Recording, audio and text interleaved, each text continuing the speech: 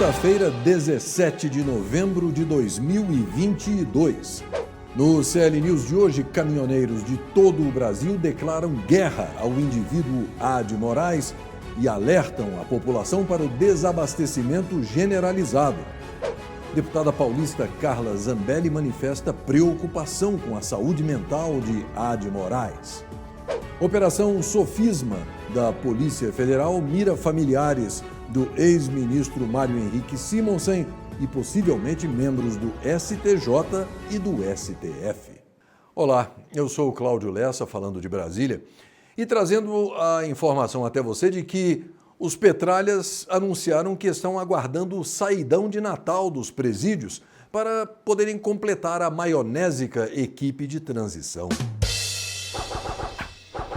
No 18º dia de manifestações populares espontâneas e ininterruptas, pacíficas e ordeiras, em defesa da democracia e da liberdade, que reúnem milhões de brasileiros indignados com a fraude eleitoral perpetrada nos dias 2 e 30 de outubro e contra a censura ilegal e inconstitucional praticada por indivíduos do Judiciário do Fazendão comprometidos com a nomeação de um vigarista cachaceiro de 9 dedos, o maior ladrão e genocida da história do Brasil, batedor de bumbo do comunismo, para o Palácio do Planalto, a situação adquire contornos ainda mais dramáticos, com a declaração de guerra dos caminhoneiros brasileiros, que decidiram cessar todas as operações em todo o território nacional.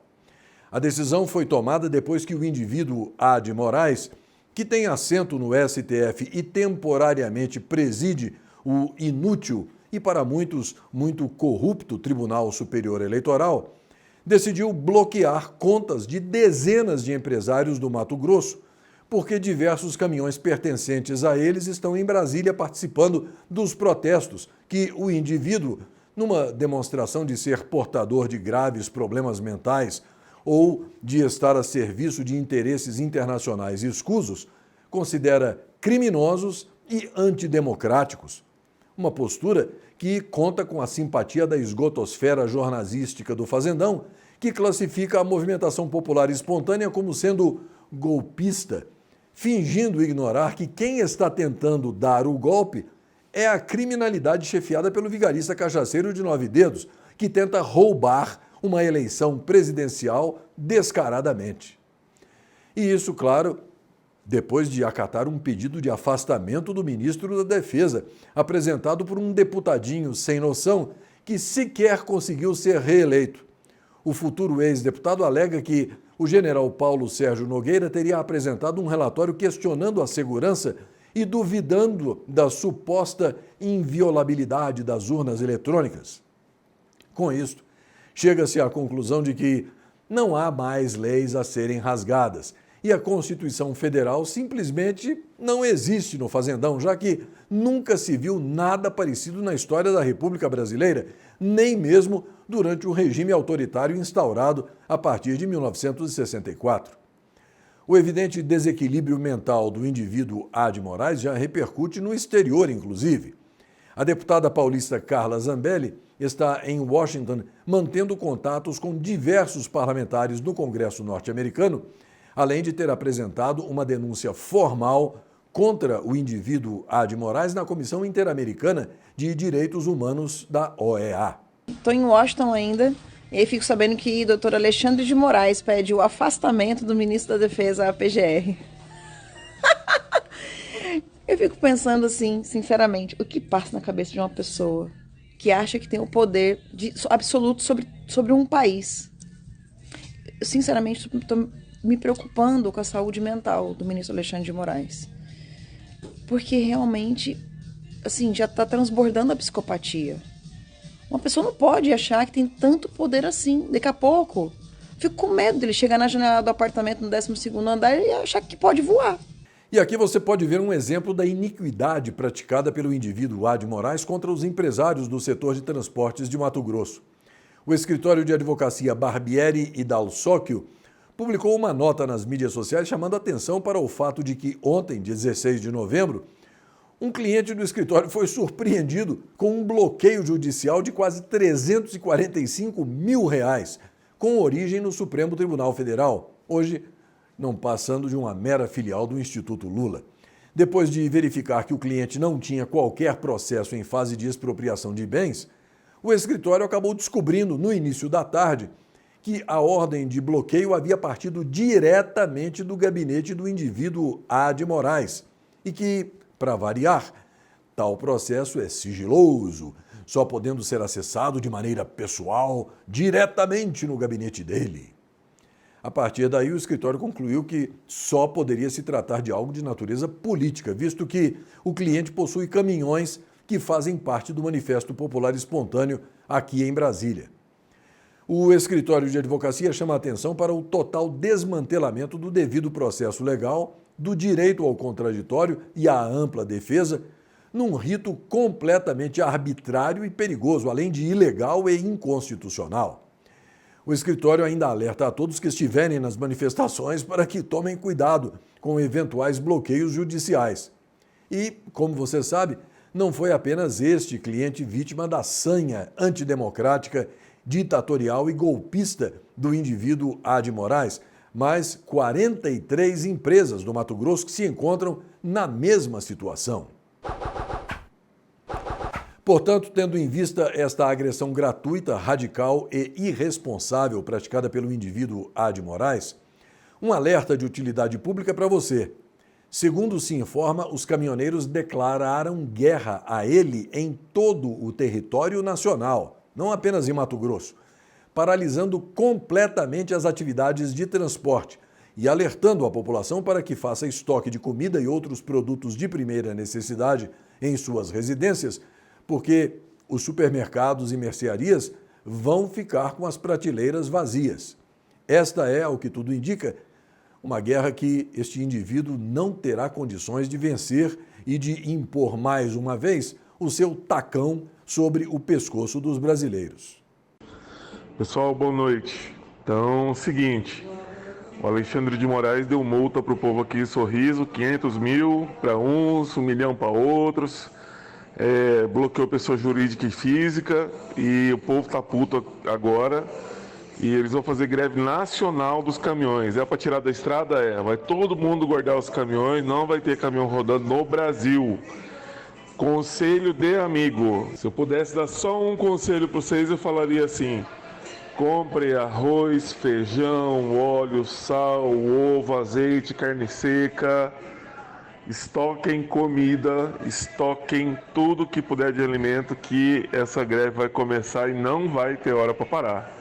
E quem não tiver estocado comida e vai padecer, e eu estou falando muito sério, o Alexandre de Moraes começou uma guerra que ele não pode ganhar. Então, guardem comida, vocês vão padecer. E eu estou falando muito sério, que o troço aqui do agro aqui explodiu. E agora ninguém segura mais, então guardem comida, povo. O general de divisão José Ricardo Vendramin Nunes, chefe do Centro de Comunicação Social do Exército, publicou hoje mais uma edição do chamado Informex, a palavra oficial do Exército, para desmentir as postagens que estão sendo feitas nas mídias sociais nos últimos dias, contendo alusões mentirosas e mal intencionadas a respeito de 5 generais que integram o alto comando do Exército. O general Vendramin Nunes diz, na nota, que esta é uma tentativa anônima e covarde de disseminar a desinformação no seio da força e da sociedade, demonstrando assim a falta de ética e de profissionalismo desses grupos ou indivíduos que atuam de maneira maliciosa e criminosa, tentando atingir a honra pessoal de militares com mais de 40 anos de serviços prestados ao Brasil e tentando ferir o que o general destacou ser a coesão inabalável do Exército de Caxias. Portanto, o CL News avisa: se você receber a postagem com a foto dos 5 generais e um textinho básico dizendo que eles são isso e aquilo outro, apague, jogue fora e ignore. É cascata de petralha safado. O ministro André Mendonça, que tem assento no STF, foi sorteado como o relator do pedido de impeachment do ministro da Defesa, o general Paulo Sérgio Nogueira. O pedido foi protocolado pelo deputadinho federal não reeleito Marcelo Calero. Hoje, o indivíduo Ad Moraes, que por enquanto tem assento no STF, pediu um posicionamento da Procuradoria-Geral da República em 5 dias sobre o afastamento do general. A Polícia Federal iniciou hoje a Operação Sofisma, que mira um esquema de corrupção, fraudes e licitações, evasão de divisas e lavagem de dinheiro na Fundação Getúlio Vargas. Entre os investigados estão membros da família Simonsen, fundadores da entidade, e parentes do ex-ministro da Fazenda Mário Henrique Simonsen. Informações extraoficiais dão conta de que poderia haver o envolvimento de integrantes de alto nível do Superior Tribunal de Justiça e do Supremo Tribunal Federal. Agora, os agentes cumprem 29 mandados de busca e apreensão no Rio de Janeiro e em São Paulo. Um dos endereços-alvo da PF é a sede da FGV, lá na capital fluminense. A PF recebeu informações de que a fundação era utilizada por órgãos federais e estaduais para fabricar pareceres que mascaravam o desvio de finalidade de diversos contratos que resultaram em pagamento de propinas, funcionando como um verdadeiro biombo legal. A PF afirmou ainda que a fundação também superfaturava contratos realizados por dispensa de licitação e era utilizada para fraudar processos licitatórios. Para ocultar a origem ilícita dos valores, de acordo com a investigação, diversos executivos titularizaram offshores em paraísos fiscais como Suíça, Ilhas Virgens e Bahamas, indicando não só a lavagem de capitais, como evasão de divisas e de ilícitos fiscais. O dólar decolou durante o dia de hoje para R$ 5,50, com o mercado reagindo ao anúncio feito na véspera da apresentação da minuta da chamada PEC da transição. O Ibovespa futuro despencou, chegando a 108 mil pontos. A reação ocorreu após a fala do vigarista cachaceiro de 9 dedos, o maior ladrão e genocida da história do Brasil, que tentou lacrar no Egito na inútil COP27, vomitando, como de costume, mentiras e dados falsos a respeito do Brasil e falando mal do fazendão e do governo.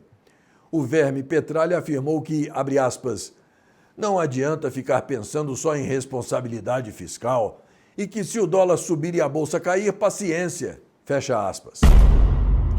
Entre uma mentira e outra, o vigarista também foi passear nos museus do Cairo. Num deles, tirou uma foto e quase tentou roubar essa múmia. Aliás, na festa egípcia da suprema hipocrisia, desgovernadores de estados líderes do desmatamento no Brasil também participam da COP27 para fazer figuração, posando como ambientalistas. Hélder Barbalho, desgovernador do Pará, e Mauro Mendes, do Mato Grosso, duas figurinhas carimbadas, ocupam respectivamente a primeira e a terceira posição no ranking de estados que mais desmataram, segundo o relatório anual do desmatamento. Só o Pará registrou 24,3% de toda a área desmatada no Brasil em 2021, com perda de 402.492 hectares. O Mato Grosso desmatou 189.880 hectares, ou 11,9% do total nacional. Ficou atrás do Amazonas, que desmatou 194.485 hectares. Falta de vergonha na cara. A gente vê por aqui. A melhora da atividade econômica durante o governo Jair Bolsonaro fez os bancos ampliarem a oferta de crédito em 2022. Segundo pesquisa da FEBRABAN, a Federação Brasileira de Bancos, a projeção de crescimento do crédito passou de 13,9% para 14,1% em novembro. Para 2023, a média das projeções para a expansão da carteira total subiu para 8,4%, em vez dos 8% obtidos no levantamento anterior. O aumento da projeção é um reflexo do comportamento da atividade econômica implantada no atual governo, que tem crescido mais do que o esperado. As projeções de crescimento do produto interno bruto, por exemplo, que era abaixo de 1%, agora passaram para um crescimento próximo de 3%. Este desempenho mais vigoroso da atividade do consumo tem ajudado na ampliação do crédito. A Petrobras anunciou uma redução de 5,2% no preço médio do GLP, o gás de cozinha, vendido nas refinarias a partir de hoje.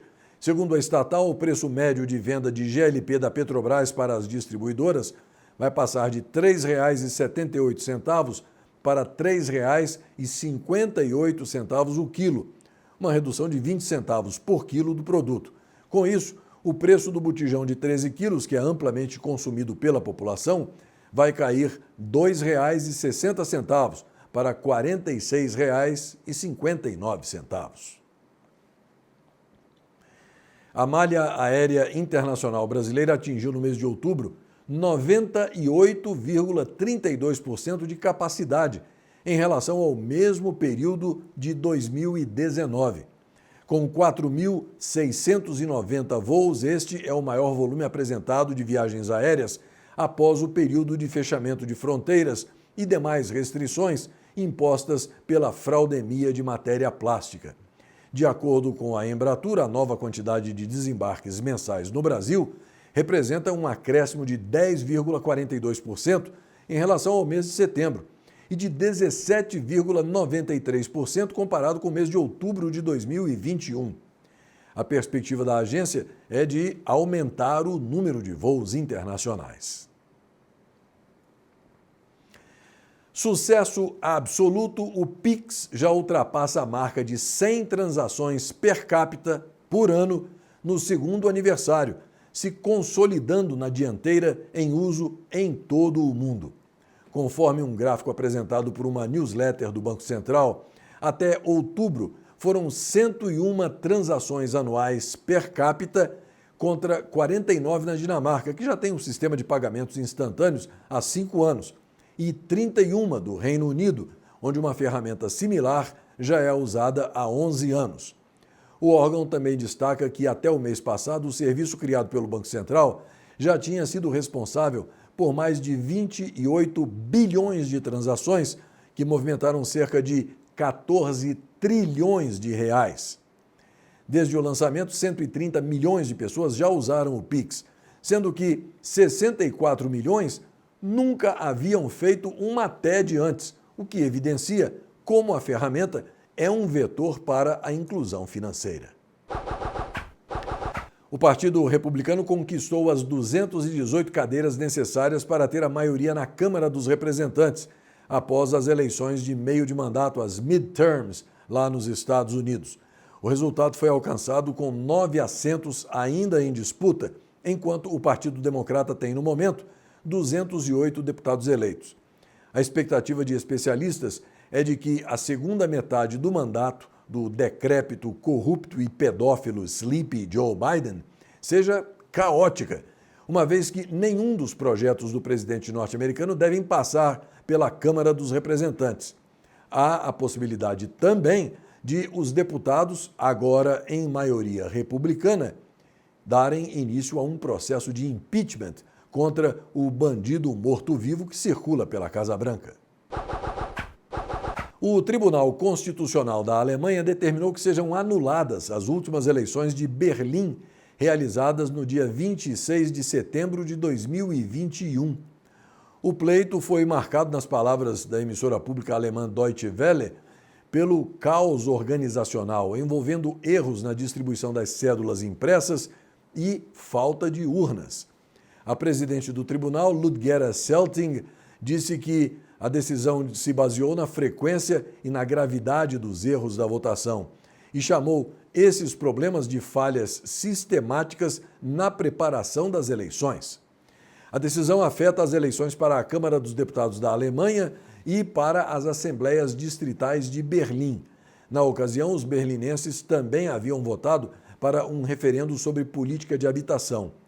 O tribunal determinou que um novo pleito na região seja preparado nos próximos 90 dias. Desde que as eleições chegaram ao fim, no dia 30 de outubro, O presidente Jair Bolsonaro esteve no Palácio do Planalto apenas 2 vezes. De acordo com o vice-presidente Hamilton Barrichello Mourão, a reclusão do chefe do executivo tem um motivo: erisipela na perna, o que o impede de usar calças. O presidente foi diagnosticado com erisipela na perna esquerda. Trata-se de uma infecção cujo tratamento está sendo feito com o uso de antibióticos e repouso. Mourão recebeu de Bolsonaro a incumbência de receber as cartas credenciais de embaixadores estrangeiros no Palácio do Planalto. O presidente está despachando do Palácio da Alvorada, onde ele tem recebido ministros, assessores e políticos aliados. A Comissão Mista de Orçamento informou que foram apresentadas 6.575 emendas individuais e coletivas ao orçamento de 2023, no valor de 234 bilhões e 300 milhões de reais. Uma farra. O valor é alto porque as emendas coletivas não têm limites de valores, mas tudo ainda será analisado pelos relatores setoriais e pelo relator geral, o senador Marcelo Castro. As emendas também passam por uma verificação de admissibilidade. Cada parlamentar pôde apresentar 19 milhões e 700 mil reais em emendas individuais impositivas, no valor total de 11 bilhões e 700 milhões de reais. Já as bancadas estaduais têm um teto de 7 bilhões e 700 milhões de reais para as emendas impositivas, o que resultou em 284 milhões e 800 mil reais para cada estado. Mas as bancadas apresentaram emendas no valor total de 25 bilhões e 800 milhões de reais. As comissões da Câmara e do Senado não têm limites para a apresentação de emendas, mas elas não têm caráter impositivo, ou seja, o Poder Executivo não tem a obrigação de executá-las, mesmo que elas tenham sido aprovadas. O Brasil aparece como um dos focos de atuação do D-Track, um malware de roubo de dados e comprometimento de redes que está sendo associado a criminosos digitais sob o comando da Coreia do Norte. A praga tem como alvo centros de pesquisa e empresas dos setores de indústria, telecomunicações, tecnologia, indústria e educação, além de órgãos governamentais. O vírus modular aparece em uma nova versão na atual onda de ataques, com recursos que permitem aos criminosos capturarem a tela de computadores infectados, o histórico de navegadores e informações sobre a conexão com a rede e a internet. A partir disso, eles criam uma backdoor que permite uma invasão posterior para novos ataques. A atividade pode ser atribuída ao grupo Lazarus, conhecido pelas ações em prol do regime comunista norte-coreano. A ideia também seria a obtenção de informações que possam levar a ganhos financeiros que financiem o governo daquela ditadura comunista. O comentarista político Rodrigo Constantino abandonou ontem, ao vivo, o programa 3 em 1 da Jovem Pan News, após ser chamado de, abre aspas, puxa-saco de presidente da República, fecha aspas, por um moleque petralha que se diz analista, um tal de Leonardo Grandini. Visivelmente incomodado, Rodrigo Constantino então emendou, abre aspas, ô Paulo, continua o programa aí, não sou obrigado a ouvir isso. Avisa o Tutinha que cansei, fecha aspas. Na volta do intervalo, o apresentador Paulo Matias colocou panos quentes na briga, mas Constantino não retornou para o programa, tendo desligado a câmera durante a transmissão.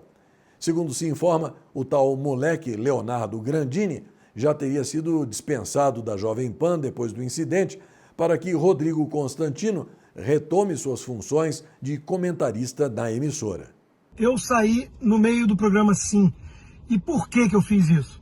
Porque eu já vinha dando indicações de que eu cansei de ser usado para atrair a audiência que mais de 90% quer ouvir as minhas análises, a do Serrão, e ficar dividindo isso com quem busca apenas surfar no nosso nome ou buscar treta de botequim.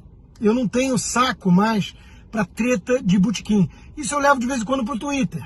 Eu sou alguém que tem bagagem, que estudei, que tem um curso sobre os pensadores da liberdade na própria New Cursos ligada à Jovem Pan. Eu tenho mais de 12 livros, tenho um best-seller Esquerda Caviar. Eu quero debater a sério, eu adoro o contraponto, desde que seja honestidade intelectual, quem queira realmente debater. O que eu não tenho mais saco, e tenho certeza que a imensa maioria da audiência do 13 e 1 também não tem, e eu vinha recebendo esse feedback, é para bater boca com quem está lá só para fazer ofensa pessoal e cortes para lacração dentro da bolha da esquerda depois. Tipo um moleque de 20 e poucos anos que anda com um bandido, que usa broche de ladrão e faz uma espécie de segurança do Dirceu, o maior bandido da política brasileira, cá entre nós. E esse sujeito me chamar de puxa-saco do presidente, aí é a gota d'água. Numa semana que já vinha com aquele Canelon lá, que é um sofista, um demagógico da pior qualidade, que também foi lá só para fazer esse tipo de lacração. Ah, você está nos Estados Unidos, é irresponsável. Me responsabilizar por riscos de violência nas manifestações, quer dizer, um cara leviano, esse sim, um cara irresponsável de fazer essa alusão, e depois falando que é cinismo eu defender o povo patriota que está nas ruas, porque eu não estou nas ruas, sendo que a gente vive uma ditadura e alguém como eu, obviamente, é alvo desse Supremo, dessa ditadura de toga, que quer, no limite, até me prender, me calar, me censurar, porque ele já vem fazendo isso com várias pessoas aí. Então, cheguei no meu limite, cancelei ali ao vivo o programa mesmo, a minha saída, né? Saí do programa e imediatamente os diretores da Jovem Pan conversaram com o Tutinha, me ligaram, mandaram mensagem, né? Calma, calma, e vimos aqui o que aconteceu, realmente é inaceitável, e ele não vai mais participar do programa e tudo mais. Quase no encerramento de mais esta edição, quero agradecer o prestígio da audiência e mandar um abraço forte para os netespectadores Armando Passalacqua, de Araraquara, em São Paulo, Ricardo Martins, de Varginha, Minas Gerais, Eduardo Couto, de Vila Velha, Espírito Santo, Antônio Lázaro Chaves, de Beberibe, lá no estado do Ceará, Hélio Strucker, de Porto Alegre, Rio Grande do Sul, Álvaro Anídio Batista, de Natal, no Rio Grande do Norte, Manuel Soares Cutrim Filho, de Curitiba, Paraná, Juraci Gomes de Menezes, de Manaus, Amazonas, Rodolfo Moraes, de São Paulo, capital, e José Mauro Lima e Silva, de Fortaleza, Ceará. Eu quero aproveitar também para pedir que você divulgue o clnews.app para os seus amigos, seus contatos, para que eles também se inscrevam, também contribuam e possam divulgar o site para todo mundo que eles conhecem. O site clnews.app precisa muito urgentemente de receber mais inscritos para poder continuar operando. Esta ajuda é fundamental para que o CL News possa se firmar uma vez mais junto dos seus netespectadores e este continue sendo o seu netjornal, que absolutamente não admite fake news. Ah, e mais uma coisinha, hein? Por mais que se tente, não há clima para a Copa do Mundo, não há clima para festas de fim de ano. No peito, o coração se aperta, clamando por justiça. Até a próxima.